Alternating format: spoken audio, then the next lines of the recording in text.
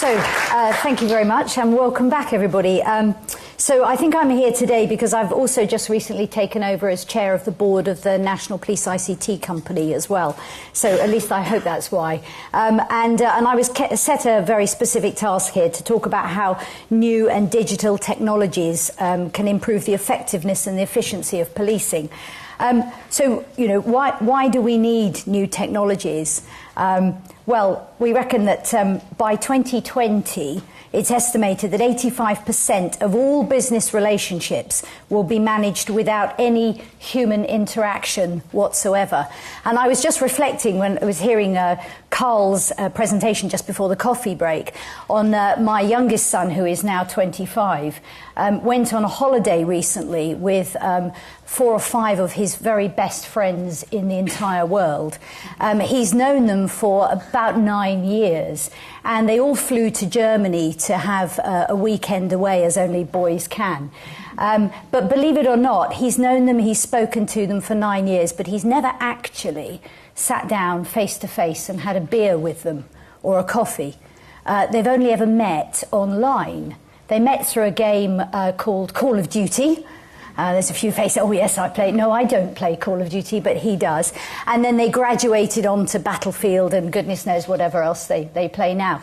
He's learned to speak German because of it, because one of the friends is German.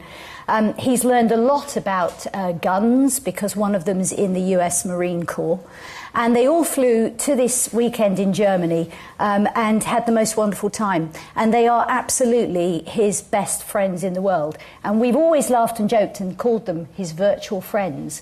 But for me, I found it quite an extraordinary thing to think that you could form a relationship that was so deep, such a bond, they call themselves brothers, and they really are terribly close, and yet they'd never actually met face to face.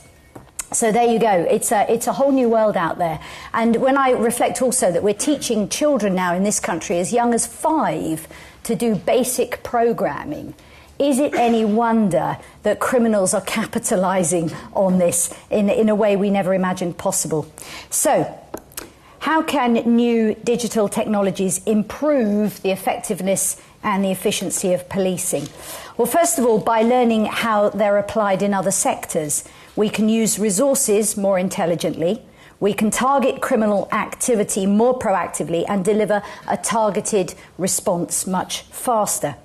Digital technologies enable better policing because they provide better investigative tools, programs to analyse data to find new patterns and lines of inquiry, better data storage, easy expansion of this using cloud systems, saving the much greater costs of building increased local storage in an ad hoc type of way, easy mobile accessibility of all data and submitting of digital evidence, providing a potential single website format, an online home for all police forces that can nonetheless be infinitely adaptable to serve local needs, a flexible response to the public and victims suited to whatever medium of inquiry they need for each stage of their process, a response to new and developing forms of cyber, such as cyber fraud, cyber grooming, digital automated intelligence solutions that nonetheless fundamentally support traditional policing.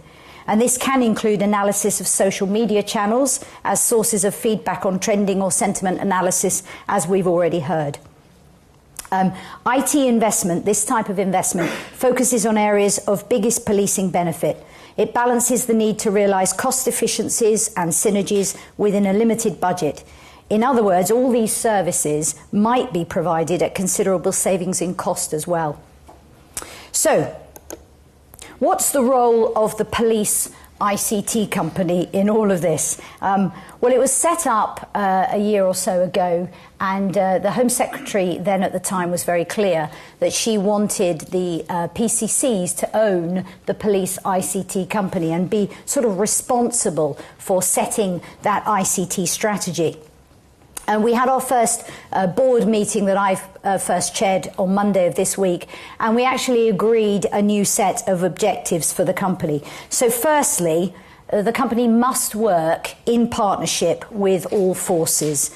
And that includes not just our Association of Police and Crime Commissioners, but the National Police Chiefs Council, the National Police Technology Council, and the Home Office, as well as other organisations. We want to support the development of an IT strategy to deliver the policing vision of 2025 in partnership with those organisations. And one piece of work that we've already kicked off is we've commissioned an IT spend analysis across all forces. And that is being hopefully led by PwC. And a couple of the technicians who are working on that are here today as well. And that will give us a much better understanding, A, of what forces spend across IT, what those current contracts look like, and how many real burning platforms there are out there. Because until we understand that, as a police service, the NPCC and the APCC, under the Police Transformation Board, are not going to be able to make some really credible funding allocations unless they can see across police forces what that overall spend looks like, where it's being spent, when the contracts come to an end, where those nubs of difficulty are. Until they've got that, they won't be able to actually use the vision and push ahead with it. So, what else can the ICT company do? Well, we want to ensure also that there's a talent programme for ICT leadership in policing that supports the future operating model and provides professional skills development. And the ICT company is working with the College of Policing on this. And this is something that came out from the National Police Technology Council. They were saying that, you know, there's a lot of experience in our forces, in our ICT, but there's no leadership programme within. And so what are we doing as a police service to actually bring those on? We talk a lot about developing our staff and our police officers, but what are we actually doing to develop ICT leadership? Also, the company can provide a centre of knowledge and expertise in relation to ICT, encourage innovation, identify opportunities for collaboration and shared learning. I mean, this continues the emphasis on knowledge transfer, but it will expand the company's function not only as the intelligent client, but also will include a key role in leveraging innovation through both the company's national remit and its relationship with suppliers. Also, and last but not least, devise a better and easier way for forces to migrate to these new technological ways of working. So that's the ICT company as it is in a nub, and we will encourage the work with them working very closely around the Policing 2020 vision as we go forwards. But let me tell you about a programme we're running locally in our region that has real scalable opportunities using technology. I think it's a good example of how we can use digital technology to break down silos within the criminal justice system and other public services. It's our video-enabled justice programme. So what was the problem? Well, the problem, and I don't have a policing background. I come from business. I built and sold my last company actually using the internet at a time when none of my other competitors were. And I was able to really maximise that and get a much greater leverage and sold the company very successfully to my main competitor. So I really do, whilst I don't understand the technological side and I don't pretend to be a specialist in this, I do see the opportunities that using technology effectively can give us. So the problem that we saw in Sussex, and this isn't just true in Sussex, this is across the piece, is that the criminal justice system was explained to me once in this fashion. This person said to me, well, a system implies that it's a process that works. It's supposed to deliver justice, and it doesn't, and that's plain criminal. And I thought that was quite a good way of putting it, and I make no apologies to any judges or magistrates in the audience here, because I'm sure they'd agree with that as well. The problem is the length of time it takes from what I call capture to conviction, from the charge to the outcome. In Sussex in particular, it's a very long period of time. And what we wanted to do was we recognised that an IT solution is required if we're going to actually industrialise the effective use of this live link system. So we know that officers spend a lot of time waiting around in court to give evidence. In fact, we've done a piece of work that shows in Sussex it's about 5.5 hours. In the Met, it's about 4.5 hours. That's a whole shift pattern. And that's happening every day on a huge scale. We know also that victims and witnesses want to give evidence in magistrates' courts, but often they get there and the trial date will get bumped. So they might be double or triple booked. And I know both my own sons recently had to give evidence the same, and the younger one had just started a new job. He had to take the time off work. He drove to Maidstone and went to give evidence, and they bumped the court date. He had to go back to work. They refused to give him another day off, and he wasn't able to give evidence for his best mate's case. And that didn't seem right to me at all. So what are we doing to allow victims and witnesses to give evidence in a manner that really suits them? And also, are we really using technology efficiently? Now, it is happening. Kent have really led the way on this, and they've got some fantastic ways of working with video-enabled justice. But there's still a process where the person is still involved. So at the moment, you'll have a police officer phoning the court to say, are you ready to use the live link? And the court will phone back and say, yes, we're ready to go. And then they press the button and it happens. But what happens if we want to industrialise that scale? If we want to really increase the number of cases going through, rather than just a few a day, what happens if we want to put through several hundred a day? How are we going to do that using technology? So we kicked off a piece of work, and we did it working with our partners across Surrey, across London and across Kent to see if this would be possible. And our business partner, Accenture, spent the last few months getting all the information and data they needed from CPS, from courts, from NOMS, from the police service. We worked with the criminal justice boards across the piece as well. And everybody, if you like, lifted their skirts and showed us their dirty underwear. And then we used all that information, and we came back with the sort of savings that could be made and the time that could be saved. And it's quite extraordinary, actually. We all know these savings are there to be made, but for me it's about making the victim and witness journey that much more beneficial. And what we've shown is that just after the riots, when we managed to use the 24-hour courts and put them through quickly, we can, across the 4 areas here, just focused, and this is very small focus here, we've just focused on the magistrates' courts, and we've just focused on the overnight remands from police custody. We focused on officers and witnesses giving remote evidence into magistrates, and we've just focused on the live link from prison to court, so a very small area. We've shown that we can actually put through about 400 to 450 cases daily. I'm looking up at the team there, they're nodding away. About 400 to 450 cases a day across that area, just focused on those small trials. Now, just imagine the justice that is going to serve for victims and witnesses, allowing them to give evidence from remote locations straight into magistrates' courts. But in such a volume, we would only need a couple of courts running from 7 in the morning till 10 at night in order to do that. And those courts could be anywhere, and people would be beamed in effectively. So what you would have would be a scheduling service that would allow that to all take place, and then on the day, a directing service on how it would happen.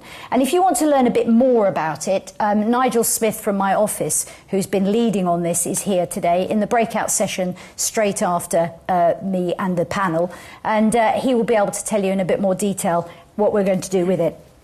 But it really is, as it said, a cross-agency and a geographic collaboration. And we're hoping to start this work and actually put it into practice in the new year at some stage, subject to obviously getting some funding and support from the Police Reform Transformation Fund. But once we kick this off, we do think that we've got a regional solution here that has the opportunity then to upscale itself.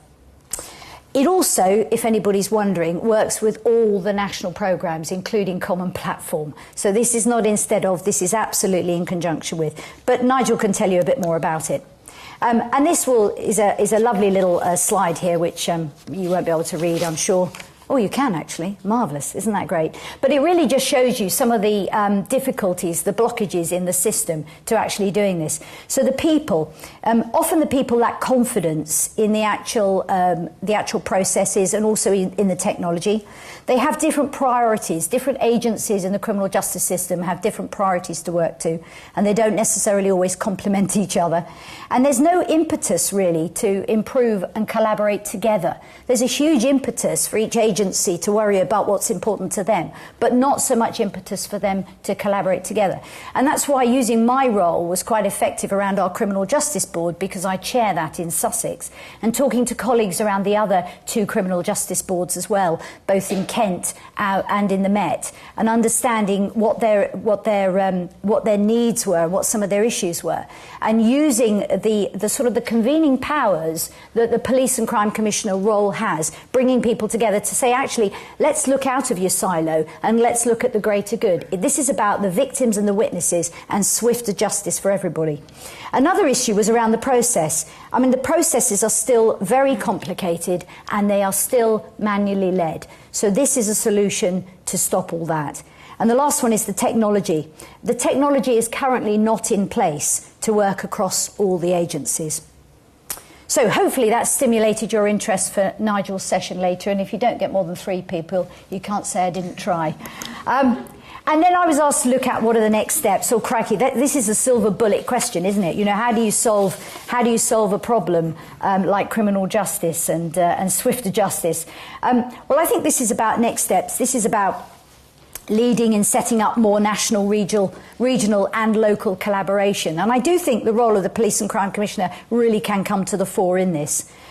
This will enable seamless policing of specialist, regional and multi-force operations.